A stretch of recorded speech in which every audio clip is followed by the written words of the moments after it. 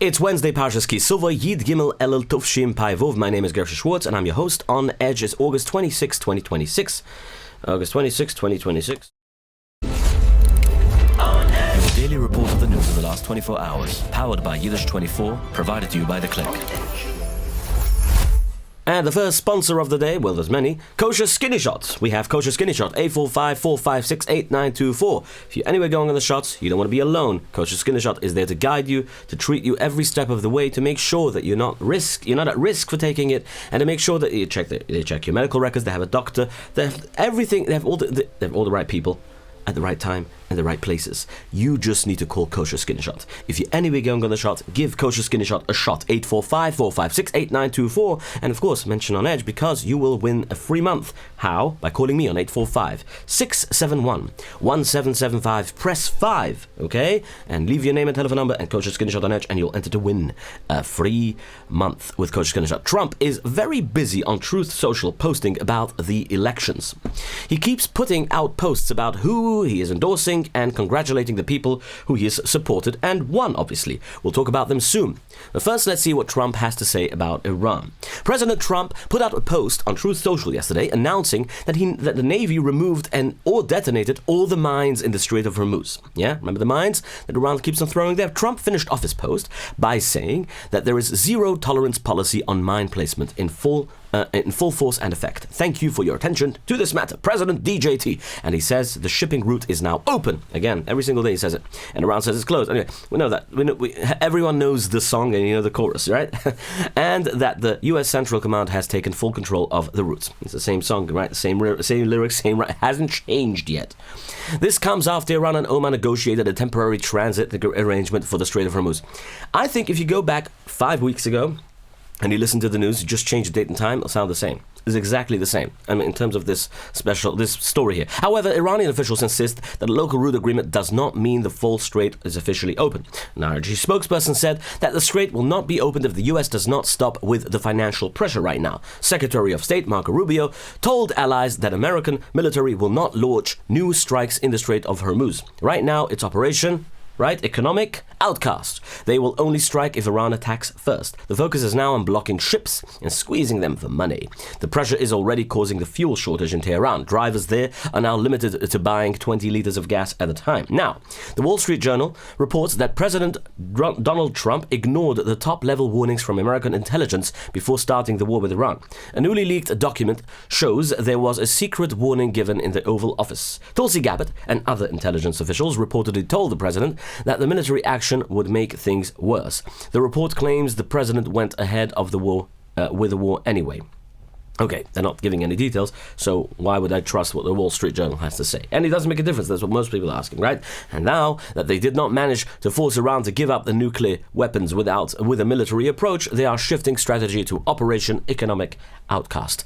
Anyway, you have to stay on Edge to see what happens. Stay on Edge. Not on Edge, but stay on Edge on my program on Edge. You get it now? And if you haven't yet signed up on my program, I urge you to subscribe, like and subscribe, share with your friends this English channel. I give it, the news is usually broadcasted in Yiddish every single day with the following on Yiddish 24 exclusively and Kol Mevaser. There we have like 50 to 60,000 people a day listening. And here on the English channel, I know it's small, but it's getting there, okay? And you have to help me, so thank you. Now inside Iran, people are asking about the health and the location of the Supreme Leader Moshe Khamenei. Now we spoke about yesterday about the $10 million reward, right? He didn't show up at any public event last week. He has never been seen in public since taking power almost 6 months ago, they say. The only videos that have been released are undated and people assume this guy isn't even alive and he's not even running the country. Some reports are going so far to claim that Moshe Khamenei was killed in the US strike on a secure site in Tehran last week. Trump was asked about this, but said he doesn't think so. Now listen to this. He's dead. He was very seriously wounded.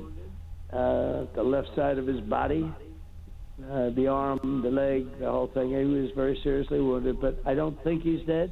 And if he is, they're putting on a pretty good show because they talk about, going back to talk to him all the time, to get a final blessing on things. But, you make a deal with them. It's like it's not the most Anyway, he goes on and on. Let's talk about your tasks, okay? You're an accountant, you're a salesperson, you're a Manal Gashmi running a Moistus, or running a company.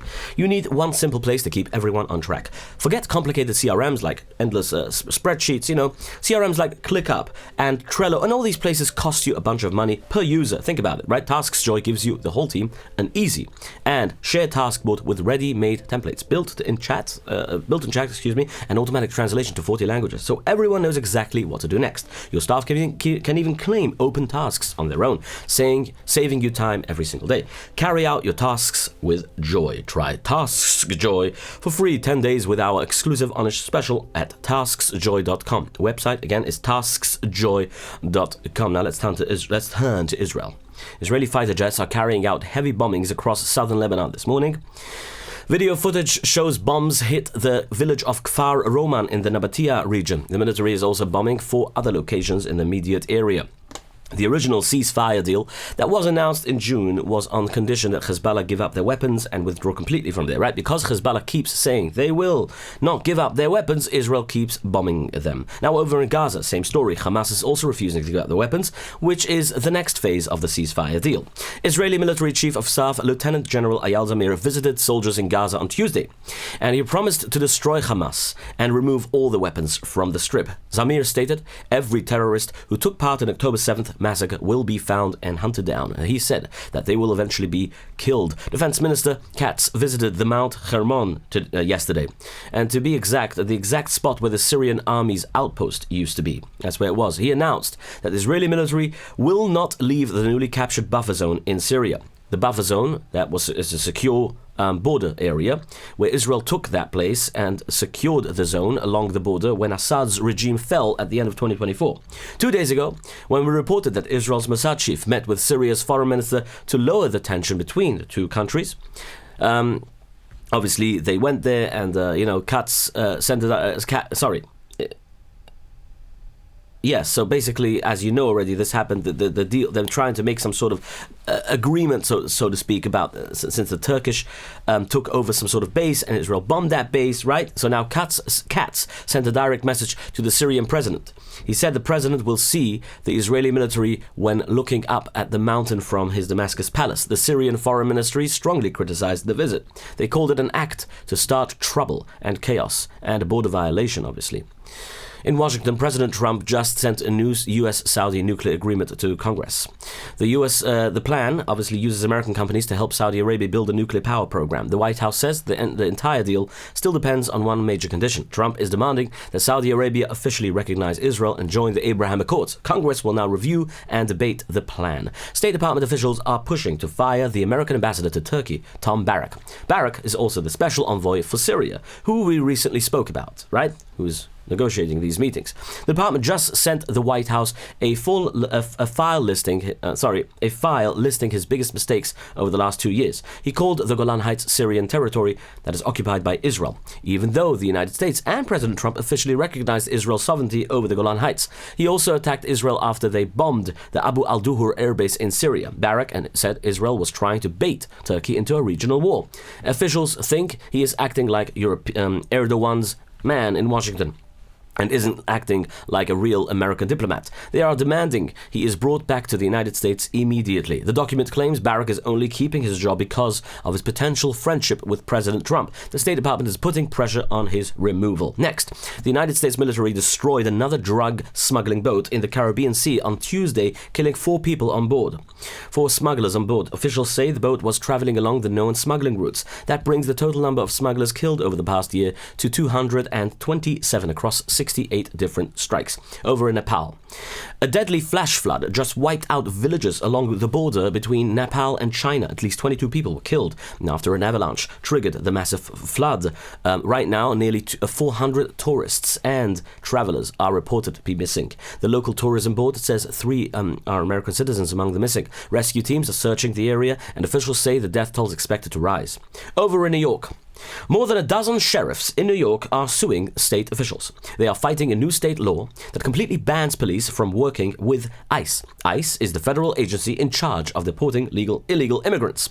Yesterday, the law local cops Local Crime Act, which is called Local Cops Local Crime Act, officially took effect. It means the local police and jail facilities are now strictly banned from helping federal agents enforce civil immigration laws. Sheriffs argue this hurts public safety and cuts off federal funding, and state leaders say local cops should focus only on local crime, which is obviously under who?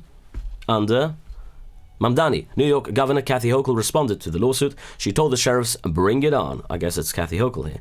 Turning to Russia, CIA Director John Ratcliffe made a surprise trip to Moscow Tuesday. He flew on a large United States military transport plane. Before the trip, Washington contacted the Ukrainian government. They asked Ukraine to pause all military strikes on Moscow until Ratcliffe left. Neither the United States nor Russia has said who Ratcliffe was meeting with. The Kremlin put out a statement that Putin did not meet directly with CIA Director Ratcliffe. Former officials say he could be discussing American prisoners currently held in Russia. He stayed there for several hours before flying back to Latvia on Tuesday afternoon. He then switched to a different plane heading for the United States. Speaking of Ukraine, a huge explosion went off in Ukraine's Dnipropetrovsk region on Tuesday. Russian military bombing started a fire in the town of Pichanka. Then a fire caused a large amount of Ukrainian weapons and explosives to blow up, obviously. Over in Canada, we already reported that President Trump placed 50% tariff on $20 billion worth of Canadian goods on Shabbos, right? On Tuesday, Canada responded. Prime Minister Mark Carney announced that starting September 8th, Canada will place its own tariffs on American products. The taxes will range from 15 to 50% on $20 billion worth of goods. The taxes will hit over 700 items, includes steel, aluminum, dairy, seafood, appliances, and clothing. This is why Trump announced yesterday that he wants to rename the Lake Ontario to Lake America. Now, yesterday, we don't know if this will actually happen because the lake is owned by both the United States and Canada. Well, what's so important about this lake? Well, maybe it will happen if it's owned by both. The lake is a commercial shipping lane and water source for both the US and Canada. The Canadian province of Ontario is the largest export market for more than a dozen US states. The lake separates the state of New York from Toronto. Also in Canada, Canada is also putting together a $7.5 billion package. This is to help Canadian businesses survive the American tariffs. Prime Minister Carney said that his country was attacked. Ontario Premier Doug Ford said that the United States is treating Canada like communist China. Listen to what Doug Ford has to say about Trump. I can go back and forth with Trump. You know, I'm just not gonna take the bait. This guy's a loser. He's gonna be a loser. Simple as Right. Anyway, that's Doug Ford. President Trump answered on Truth Social. He wrote that Canada has been taking advantage of the United States for years now with high taxes on American farmers. He said that this created a $60 billion money loss for America, and he said that they will not be doing much business with Ontario anymore. He ended his message by saying he loves French Canadians. Shawarma Delight, before we continue. 26 Spring Valley Marketplace, next to Bingo, 845-272-0011. Stop by for a good lamb shawarma. And Thursday night they have Minum Chamarav now throughout the summer. You can stop by, from the country, back and forth, exit 14. And as well, mention on it you get a free drink. And if the kids get free ices. In Pennsylvania, 2 unvaccinated people from Lancaster County died from the measles. The Pennsylvania Department of Health confirmed the deaths on Tuesday. Last week, President Trump said this means vaccines could be very, very deadly. On Sunday, Federal Health Administrator Dr. Mehmet Oz disagreed. He said the vaccine is not deadly. These 2 deaths are the first deaths from measles that the state has had in 35 years. Rabbi Moshe Margareton is the chairman of Tzedek organization. He held a long meeting with newly sworn-in federal attorney Todd Blanche.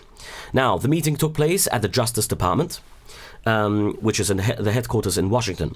Blanche thanked the organization, Tzedek, for supporting him during his job approval process. They also discussed new laws and rules to improve conditions for Yidden in prison and their families, obviously. Now, regarding the elections, for those of you who are interested, 2 candidates endorsed by President Trump won their primary runoff elections on Tuesday. The wins in South Carolina and Oklahoma are a big victory for President ahead of the November midterms. In South Carolina, Senator, what's his name again?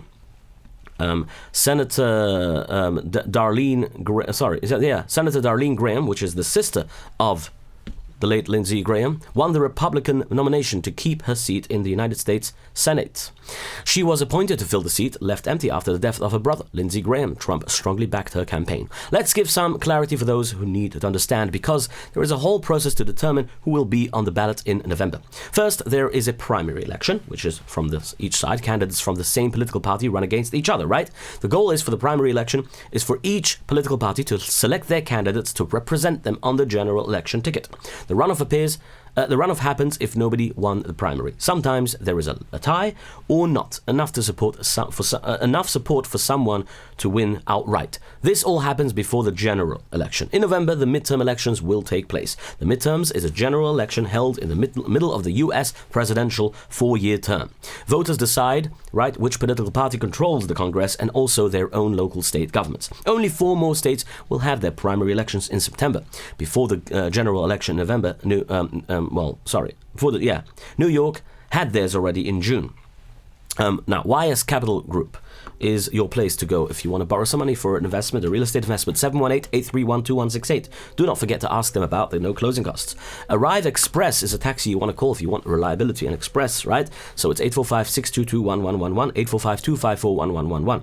Now, you can go the route by going to a Fiverr guy and asking him to design something for you, a software, but you will end up in 2 years from now at the same place after spending a ton of money. Spend a little bit less of money, I don't know how much, but you might spend a nice amount of money, but it's affordable, it's a good investment with 347-354-1237 instead of wasting your time away there when that guy can get it for you done in like a week or 2 weeks or 3 weeks, depending on what you want from him, but he understands you, he has your head. Okay, that's Protobyte. Alright, thank you so much. Have a wonderful day, we'll see each other tomorrow. Bez Hashem. Your daily report of the news of the last 24 hours, powered by Yiddish 24, provided to you by The Click.